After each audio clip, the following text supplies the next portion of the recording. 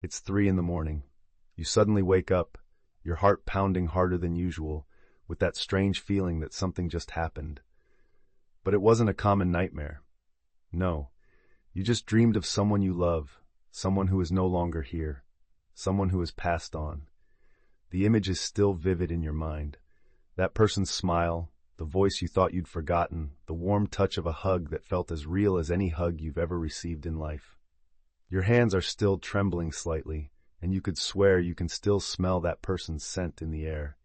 Your stomach churns with a mix of joy and melancholy you can't even explain. Subscribe to the channel and leave your like to access more stories like this. You sit up in bed, trying to process what just happened. Was it just a dream? Why did it feel so different from normal dreams? Why do you remember every detail, every word said, every emotion felt, as if you had just lived a real experience? And why, even now, awake, do you have this deep feeling in your chest that that person was really with you? Maybe you tried to go back to sleep, secretly hoping the dream would continue. Maybe you stayed awake the rest of the night, replaying every moment of that impossible encounter. Maybe you cried out of longing, out of gratitude, out of confusion. Or maybe you just lay there, in the dark, feeling that something extraordinary had just happened, something that defies everything you thought you knew about life and death. If you've been through this, you're not alone. In fact, you're part of a human experience that spans cultures, religions, eras, and continents. An experience that connects us to something much larger than our everyday understanding of reality. If you want to discover what really happens in these mysterious dreams, if you want to understand why these experiences are so different and powerful, leave your like now, subscribe to the channel, and hit the bell icon. Because what you're about to discover today can completely change the way you see life, death, and the bonds that unite us forever. Let's unravel this mystery together, which might be closer to reality than you imagine. Before we continue, I need you to know something important. You're not crazy. You're not imagining things. And you are definitely not alone in this experience. Studies conducted over the last few decades show that between 60 to 80% of people who have lost loved ones report having had at least one significant dream with the deceased person. This means that millions of people around the world have gone through exactly what you have. Millions of people have woken up in the middle of the night with their hearts racing, feeling like they've just had a real encounter with someone who has passed on.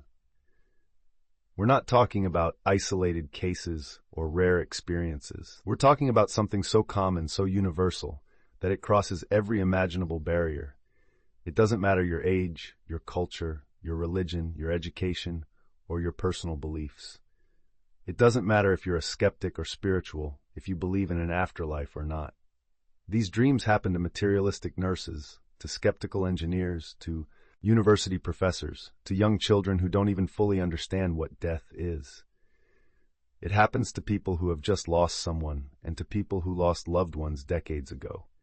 It happens to those who had a close relationship with the deceased person and even to those who had unresolved conflicts. It happens regardless of how the person died, whether it was a peaceful or traumatic death, expected or sudden. What makes these dreams even more intriguing is that they have very specific characteristics that differentiate them from common dreams. People who experience them often describe similar sensations, a quality of reality that goes beyond the normal dream experience, an impressive clarity, a feeling of deep peace and love, and especially an almost inexplicable certainty that it was more than just a dream.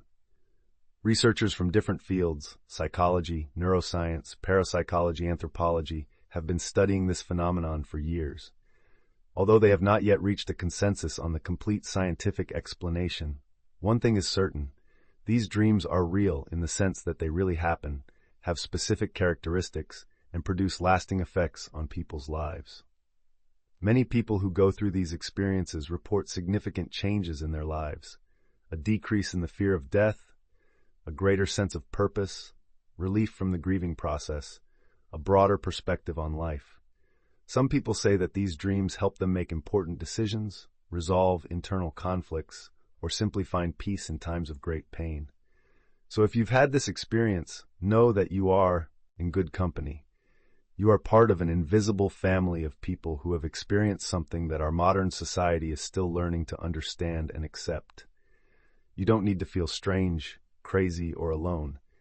You have lived through something that is, in fact, profoundly human and more common than most people imagine. Now, you might be asking yourself, okay, many people go through this, but is there any explanation? Is there anyone who truly understands what's happening? The answer is yes.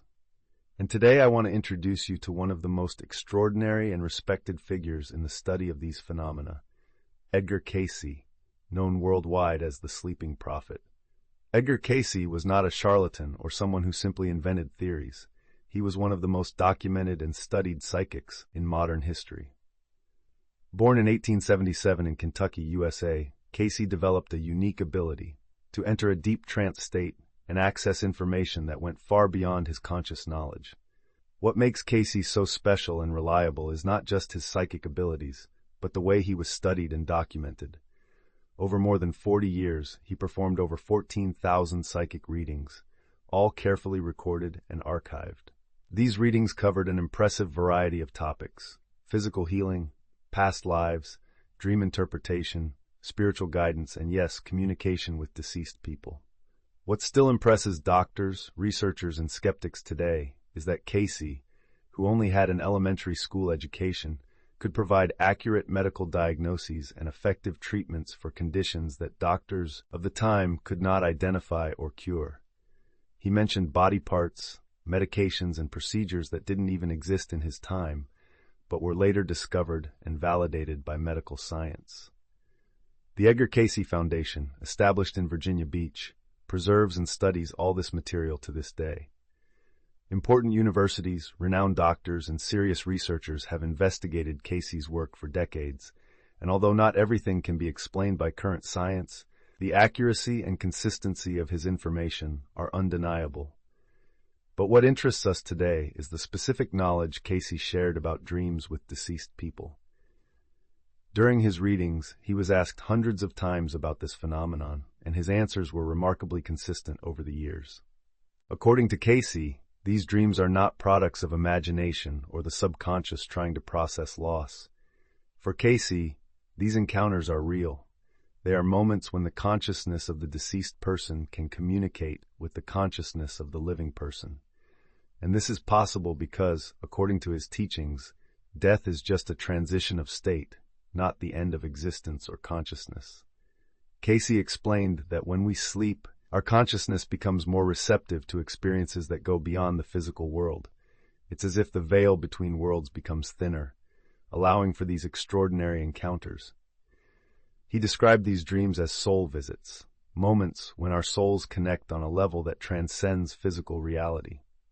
The most interesting thing is that Cayce not only confirmed the reality of these encounters, but also taught how to interpret them and how to distinguish a true spiritual encounter from a projection of our own desires and fears.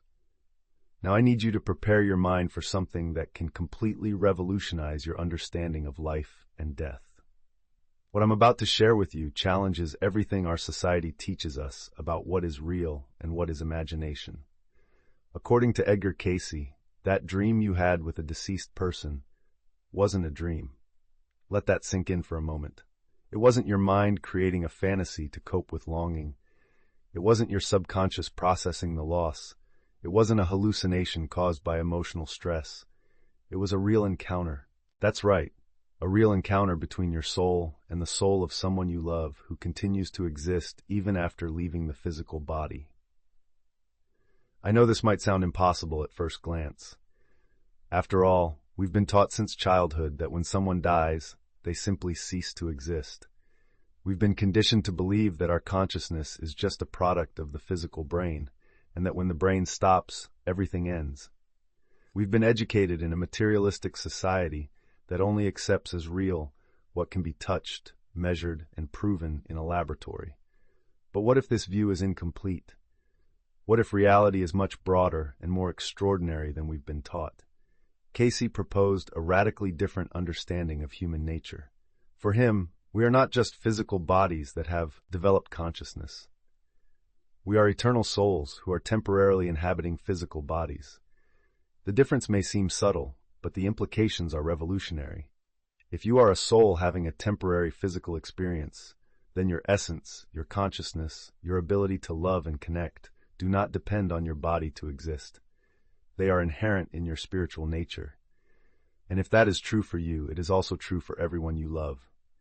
This means that when someone dies, what really happens is that the soul leaves the physical body and continues to exist on a different level of reality. It's as if the person has moved to another country, but continues to be the same person, with the same personality, the same feelings, the same memories, and most importantly, the same love for you. According to Cayce, these souls don't just disappear into some distant, inaccessible dimension. They remain connected to the people they love on Earth. And at certain times, especially when we sleep and our consciousness is more open and receptive, they are able to communicate with us. What you experienced in that dream was your soul recognizing and interacting with the soul of someone you love. It was a moment when the two levels of reality, the physical and the spiritual, overlapped, allowing for a genuine encounter. Think about it. Have you ever wondered why these dreams are so different from common dreams? Why do you remember every detail? Why does the feeling of absolute reality linger? Why do you wake up certain that something extraordinary happened?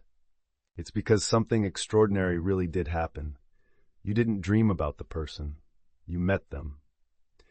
This perspective changes everything. It changes how you see death, how you deal with longing, how you understand the bonds of love that unite us. If these connections are real, if these encounters really happen, then death is not a final separation. It's just a change in how we relate. But you might be asking, if this is true, why aren't all dreams with deceased people the same? Why do some feel real and others don't? How can we distinguish a true spiritual encounter from a projection of our own mind? These are excellent questions, and Cayce had specific answers for each of them. He not only confirmed the reality of these encounters, but also taught how to interpret and understand them. And that's what we're going to explore next. To understand how these extraordinary encounters really happen, we need to expand our view of the nature of consciousness and reality. According to Edgar Cayce, what we experience as reality is much broader and more complex than our everyday perception allows us to see. Imagine for a moment that our physical existence is like the tip of a gigantic iceberg. The part we see, our body, our daily life, our physical experiences, represents only a small fraction of what we truly are. Most of our essence, our soul, our true nature, exists in dimensions that we normally cannot perceive with our physical senses. Cayce explained that our consciousness is not limited to the physical brain. In fact, the brain functions more like an antenna or a receiver that picks up and processes information from our broader consciousness. That's why when the brain stops functioning at physical death, consciousness continues to exist. It never completely depended on the physical organ to exist. Think of it like a radio program. The radio might break, but the program continues to broadcast. Other people with working radios can still pick it up. Similarly, when someone dies, it's as if the physical radio stops working, but the broadcast of consciousness continues to exist, and other consciousnesses can still pick up that broadcast under certain conditions. These special conditions occur mainly during sleep, specifically during the deeper states of dreaming. When we sleep, our waking consciousness quiets down, and this allows deeper levels of our soul to become active. It's as if during the day our volume is always high, with thoughts, worries, physical sensations, and external stimuli, but during deep sleep, that volume drastically decreases, allowing us to hear more subtle frequencies. Cayce described this process as the opening of a spiritual channel. During these specific phases of sleep, our soul is able to tune in to other souls, including those who are no longer in physical bodies. It's as if there's a spiritual internet where souls can connect and share experiences, regardless of whether they are incarnated or disincarnated. But here's the most fascinating part. According to Cayce, this process is not one-sided. It's not just our soul that opens up to receive. The souls of our deceased loved ones also actively seek these opportunities for connection. They maintain their bonds of love and concern for us, and when they perceive that we are in a receptive state, they visit our consciousness. Imagine a window that's usually closed with heavy curtains. During the day, with all the light and external noise, even if the window opened a little, it would be hard to notice someone on the other side trying to communicate. But at night, in the silence and darkness, when the window opens and the curtains move aside, we can clearly see and hear who's out there. This is a simple analogy of what happens during these spiritual encounters. Deep sleep is our inner night, the moment of stillness that allows the window between dimensions to open. And on the other side of that window, the people we love are there, waiting for the opportunity to connect with us again. Cayce also explained that these encounters don't happen by chance. They occur when there is a purpose, when there is something important that needs to be communicated or shared. Disincarnated souls don't visit people out of whim or boredom. They are moved by specific and significant reasons that we will explore more deeply next. It's important to understand that, according to this perspective, death doesn't interrupt our ability to love, care for, or worry about the people important to us. In fact, Cayce suggested that in some aspects, these abilities can even intensify after death, as the soul is freed from the limitations and distractions of the physical world. This means that your deceased loved one not only continues to exist, but also continues to be the same person you knew and loved. Their personality, their concerns, their love for you, all remain intact. The only difference is that now this person exists on a different level of reality, but still accessible through these special spiritual channels that open during sleep. Now that you understand how these spiritual encounters are possible, the next natural question is, why do they happen? What is the purpose behind these extraordinary visits? During decades of psychic readings and spiritual guidance, Edgar Cayce identified three main reasons why disincarnated souls seek to communicate with their loved ones through dreams. These three categories encompass almost all experiences reported by people around the world. First reason, pure love and eternal connection. The first and most common reason is simply love, pure, unconditional, and eternal love that cannot be interrupted by physical death. When someone you love dies, the emotional and spiritual bond between you doesn't magically disappear. In fact, according to Cayce, this bond can even become more intense and clear, free from the complications and misunderstandings that sometimes arise in physical communication. These love-motivated visits usually have specific characteristics. The deceased person appears in peace, often younger or in better physical shape than they were before dying. They may simply be present with you, sharing moments of silent connection, or they may directly express their love and continuity. Often, these visits happen when you are going through difficulties, deep sadness, or simply feeling a lot of longing. The purpose of these visits is to reaffirm that the love you shared has not ended. It's a way for the disincarnated soul to say, "I'm still here, I still love you, you are not alone." These experiences bring deep comfort, reduce the intensity of grief, and help the grieving person understand that death is a transition, not a definitive separation. Many people report that after these dreams of pure love, they feel an inexplicable peace, as if a weight has been lifted from their hearts. They wake up knowing, with a certainty that goes beyond logic, that their loved one is well and that you will remain connected forever. Second reason, unfinished business and need for resolution. The second category is more complex and involves issues that were left open at the time of death. Cayce explained that when someone dies with important unresolved matters, be they practical, emotional, or spiritual, the soul may feel the need to communicate these issues so that they can be properly concluded. These unfinished business can vary greatly. Sometimes they are practical matters, the location of important documents, instructions about property, or information that the person forgot to convey before dying. Other times they are emotional issues, requests for forgiveness, expressions of love that were never said, or the clarification of misunderstandings that caused pain or separation. In some cases, they are spiritual or personal growth issues. The disincarnated soul may perceive something important about the living person's life or purpose and feel the need to share that information. It could be guidance on important decisions, an insight into the person's life path, or simply a broader perspective on situations that are causing confusion or suffering. These unfinished business dreams have a different quality from pure love dreams. They are more specific, more directed, and often contain concrete information or messages. The deceased person may speak directly, give clear instructions, or symbolically show what needs to be understood or resolved. It's important to understand that these encounters don't happen because the soul is stuck or suffering. According to Cayce, they happen because the love and concern of the disincarnated soul for the living person's well-being leads it to seek to complete these pending matters. It is an act of spiritual care and responsibility. Third reason, protection, warnings, and continuous care. The third category is perhaps the most impressive and impactful. Visits that aim to protect, warn, or care for the living person. Cayce explained that when someone dies, their perspective on life and future events expands significantly. The disincarnated soul can perceive dangers, opportunities, or important situations that the living person cannot yet see. These souls continue to actively care for the people they love, and when they perceive that something important is about to happen, whether positive or potentially dangerous, they may try to communicate this information through dreams. These warnings can be about imminent physical dangers.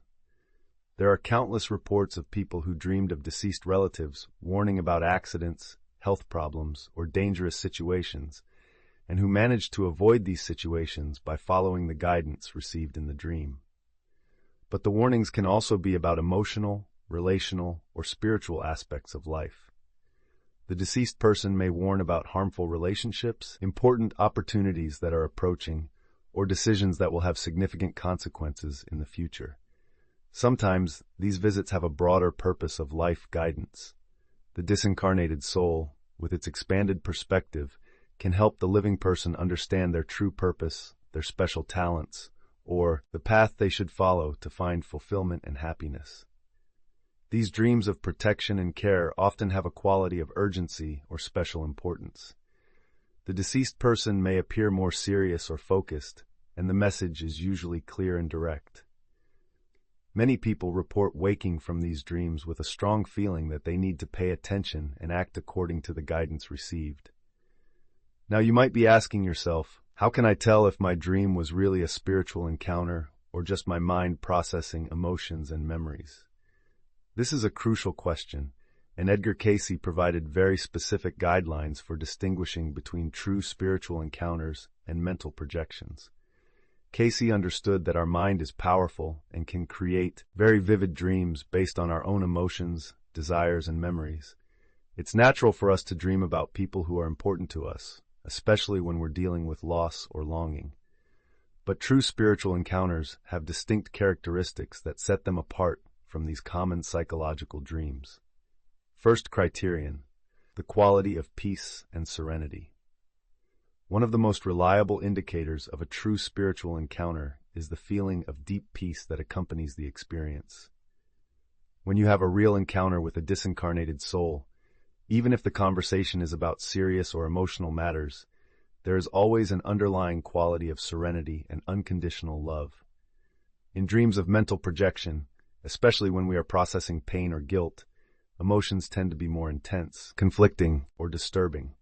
You might wake up agitated, with more questions than answers, or feeling that the dream reflected more of your own fears and anxieties than a clear communication.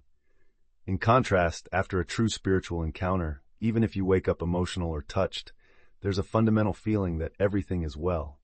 You feel comforted, loved, and somehow more complete. It's as if your soul has been nourished and strengthened by the experience. Second criterion, clarity and coherence of communication. True spiritual encounters have a quality of clarity that goes far beyond normal dreams. The communication is coherent, logical, and often contains information or perspectives you hadn't considered before. The deceased person speaks in a way consistent with their personality, but often with expanded wisdom or clarity. In dreams of mental projection, communication tends to be more confusing, symbolic, or fragmented. Conversations might not make much sense, or they might simply repeat things the person used to say in life, without adding anything new or enlightening. A true spiritual encounter often brings new insights, information you didn't possess, or perspectives that help you understand situations differently. The deceased person might answer questions you didn't even know you had, or offer solutions to problems that were worrying you. Third criterion, lasting and transformative impact. Perhaps the most powerful indicator of a true spiritual encounter is its lasting impact on your life. These encounters are not just emotionally touching experiences. They often catalyze real and positive changes in how you live, think, and relate to the world. Many people report that after a true spiritual encounter, they feel different on a fundamental level. They may experience a significant reduction in the fear of death, a greater sense of purpose and direction in life, or an amplified capacity to love and forgive. These changes are not temporary. They integrate permanently into the person's personality and perspective. Dreams of mental projection, while they can be comforting at the moment, rarely produce these profound and lasting transformations. They might offer temporary emotional relief, but they don't fundamentally alter how you see life or death. Fourth criterion, verifiable details and new information. Cayce also highlighted that true spiritual encounters often contain details that can be verified or information you didn't previously know. This can include the location of lost objects, information about people or events that you can later confirm, or specific guidance that proves accurate when followed. It's important to note that not all spiritual encounters contain verifiable information. Many are purely about love, comfort, and emotional connection. But when specific information is provided, its accuracy can serve as confirmation of the reality of the experience. Fifth criterion, significant timing and context. Finally, true spiritual encounters often happen at times of special significance or particular need. They might occur on important anniversaries, during periods of crisis or difficult decisions, or when you are going through experiences that echo aspects of the deceased person's life. This timing is no coincidence. Disincarnated souls, according to Cayce, are sensitive to our emotional and spiritual needs and choose moments when their communication will be most meaningful and useful. Remember, these criteria are not rigid rules, but guidelines to help you discern between different types of dream experiences. The most important thing is to trust your own intuition and the overall feeling the experience leaves in your heart and soul. So you can better understand how these spiritual encounters manifest in practice, I want to share some real and impactful stories that perfectly illustrate the principles we have just explored. The story of Maria and her husband. João Maria had been married for 35 years to João when he suddenly passed away from a heart attack. In the following months, she plunged into deep depression, questioning all the plans they had made together and feeling completely lost about how to move forward. One night, 6 months after João's death, Maria had an extraordinary dream. In the dream, she was in the garden of their home, a place João loved to care for. He appeared exactly as he was, but with an expression of peace she had rarely seen in his last years of life, when he was always worried about work and bills. João approached her and said, "Maria, you need to stop blaming yourself. I am well, better than I have been in years, but you are not honoring our life together by destroying yourself like this."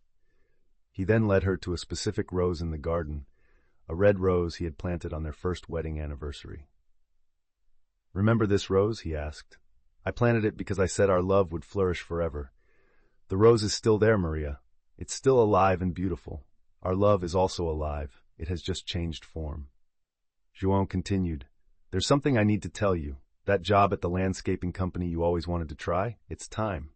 Mr. Silva will need someone next month. Go there. It's your time to flourish too." Maria woke up with a sense of peace she hadn't felt in months. Even more impressive, she went to check the rose in the garden and discovered that against all expectations, it had bloomed again out of season. And when, on impulse, she went to the landscaping company João had mentioned, she found that Mr. Silva was indeed looking for someone and hired her immediately. This job transformed Maria's life. She discovered a passion for gardening she didn't know she had, and 3 years later, she had opened her own landscaping business. More importantly, she never truly felt alone again, knowing that João continued to care for her in some way. The case of young Roberto and his grandfather. Roberto was 28 when his maternal grandfather passed away. They had had a complicated relationship. His grandfather was a difficult, critical person, and Roberto always felt inadequate in his presence. During his grandfather's last years, they barely spoke, and Roberto carried enormous guilt for not being a better grandson. 2 weeks after the funeral, Roberto had a dream that completely changed his perspective. In the dream, he was in his grandfather's workshop, a place where he had spent many childhood afternoons watching the man work with wood. His grandfather was there, but different, softer, warmer than Roberto remembered. "Roberto," his grandfather said, "I need to ask for your forgiveness. I was too hard on you, on all of you. I thought I was preparing you for a difficult world, but in reality, I was passing on my own pain and fear." The grandfather showed his calloused hands. "These hands built many things, but they failed to build bridges with the people I loved most." Then something extraordinary happened. His grandfather led Roberto to a specific drawer in the workshop and said, "There's something I want you to have. It's in the third drawer of the workbench, in the back, wrapped in a blue cloth. I made it for you when you were 10, but I never had the courage to give it to you." Roberto woke up deeply moved. Although the workshop had been emptied after his grandfather's death, he asked his family to check if there was anything in the mentioned drawer. To everyone's astonishment, they found exactly what his grandfather had described: a small wooden horse, perfectly carved, wrapped in a faded blue cloth. A small plaque on the base read, "For my grandson Roberto, who always had a heart of gold." This discovery not only validated Roberto's experience, but also healed decades of pain and misunderstanding. Roberto understood that his grandfather had been a wounded man who did the best he could, and that love was always there, even when it couldn't be expressed adequately. Linda's experience with her daughter Anna. Perhaps one of the most touching stories involves Linda, a mother who lost her 16-year-old daughter, Anna, in a car accident. The pain was so intense that Linda seriously considered taking her own life to reunite with her daughter. She couldn't find a reason to continue living without Anna. One particularly difficult night, Linda had a dream that saved her life. Anna appeared exactly as she was, young, vibrant, with the radiant smile that always characterized her. But there was a maturity in her eyes that wasn't there before. "Mom," Anna said, "I know you want to come with me, but that's not how it works. You still have an important mission. Remember those children in the hospital where you work as a nurse? They need you. Especially the girl in room 204. She'll arrive next week. She needs someone who understands the pain of loss." Anna continued, "My death wasn't in vain if it helps you to help other people go through similar losses. You can turn your pain into purpose, Mom. That's what I want most, that my life, even though short, has meaning through what you will do."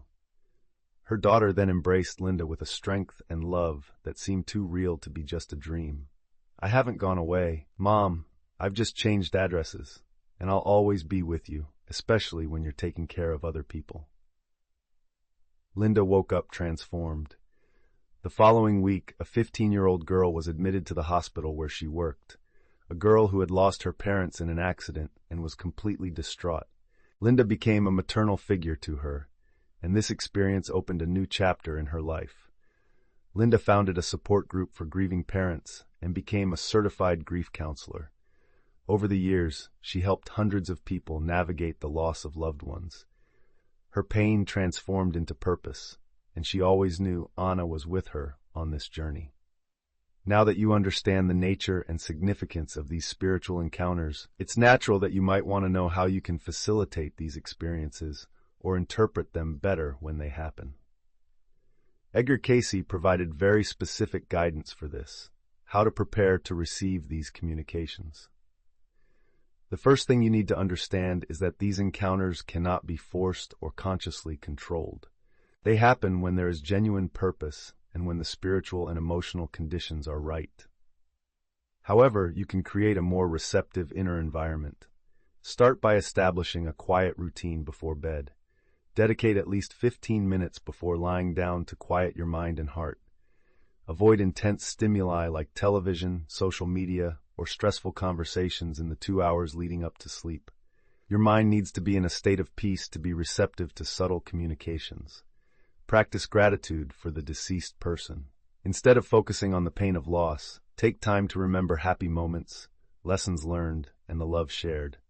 This positive energy creates an emotional bridge that facilitates spiritual communication. Keep a notebook and pen by your bed.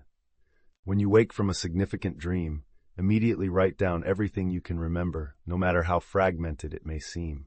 Details are important and can be lost quickly if not recorded immediately. How to interpret received messages.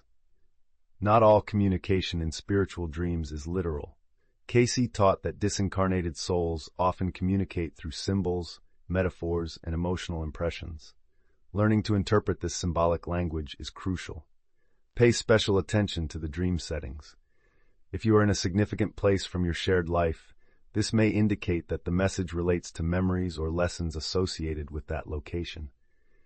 If you are in an unfamiliar but beautiful place, it may represent the current state of the disincarnated soul or a vision of the future. Observe the predominant emotions in the dream. Peace and love indicate that the soul is well and wants to convey comfort.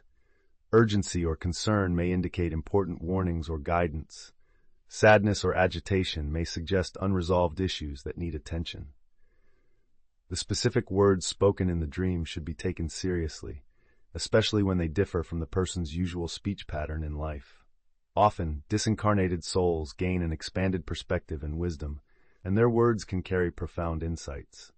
Keeping a spiritual journal, Cayce strongly recommended keeping a detailed record of these experiences. Over time, patterns emerge that can reveal deeper aspects of the communication.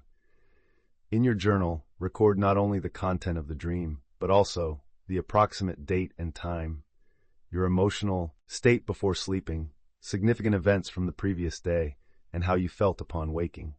These contextual details can be very revealing. Also, note any synchronicities or unusual events that happen in the days following the dream. Often, the guidance received manifests through significant coincidences in waking life.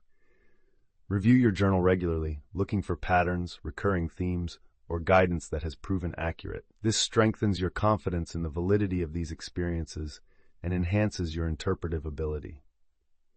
We've reached the end of this extraordinary journey of discovery, and I hope your perspective on life, death, and the eternal bonds of love has expanded in profound and transformative ways.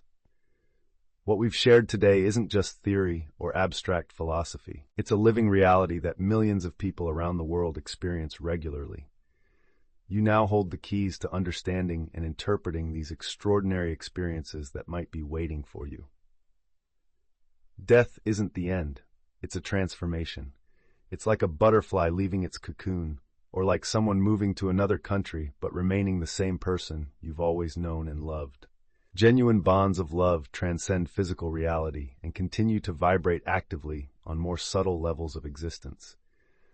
This means that no one you truly love is ever truly lost. They've changed form, changed dimensions, but they continue to exist, continue to care for you, and remain connected through the invisible yet indestructible threads of love. This understanding can completely revolutionize your relationship with loss, with longing, and with your own mortality. The fear of death drastically diminishes when you understand it's just a transition. The pain of loss transforms when you realize it's just a change in the way you relate, not a definitive separation. Most importantly, this perspective can deeply enrich your present life. Knowing that consciousness is eternal, that love survives death, and that we are part of a much larger spiritual tapestry, you can live with more purpose, more gratitude, and more openness to the extraordinary that exists in every moment. If this content has touched your soul and expanded your understanding, leave your like so more people can discover these transformative truths. Share your own experiences with spiritual dreams in the comments. Your story might be exactly what someone needs to hear today.